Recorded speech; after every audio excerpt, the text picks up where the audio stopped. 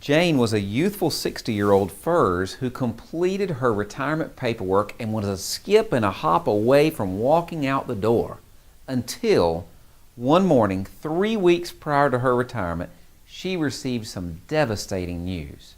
According to her Human Resources Department, Jane did not have the years of service to retire due to her unique service history.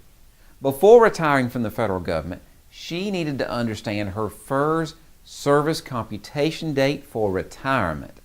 It all began when Jane became a federal employee in March of 1985. After 2 years of service, she left the federal government and took the money that she had been paying into the retirement system with her to work in the private sector. She later returned to the federal government in April of 1999 and remained there until now. Throughout the years, Retirement Benefits Institute has witnessed story after story of federal employees who thought, like Jane, that they had all their ducks in a row, only to find out later that they did not. Some have even shared that they were set to retire that day before receiving that gut-wrenching call that today was not their day. The last thing that any federal employee wants to hear is that the future they had worked so hard to achieve is now being postponed.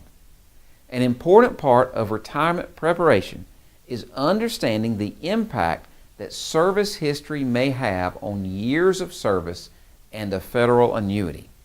What happened in Jane's case is that when she first began her federal career, her service computation date was March of 1985. When she left the federal government and her service computation date was adjusted for her break in service, and because she took her retirement contributions with her, her leave service computation date will no longer be the same as her retirement service computation date, or SCD. Even though Jane will receive leave credit for her 2 years of service when she began her federal career, she will not receive retirement credit. That is, unless she makes a deposit. To make a deposit means to buy back a period of time for which retirement contributions were taken upon a break in service. A FERS employee may complete an SF 3108 to make a deposit.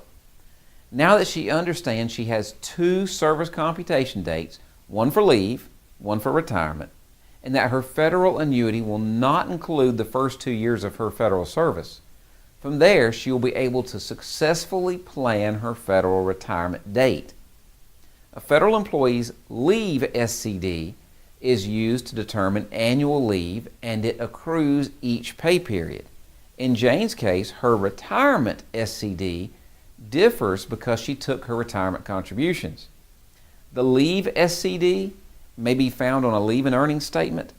A retirement service computation date may be found in a personnel file or obtained from the Human Resources Department.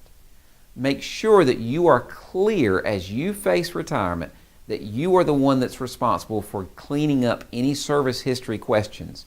You can use your pay stub as a starting point for your SCD, but don't settle there. Make sure you know your retirement service computation date. For more information, we'd be glad to help you and assist you further. You can contact us from the link below. Thanks for listening.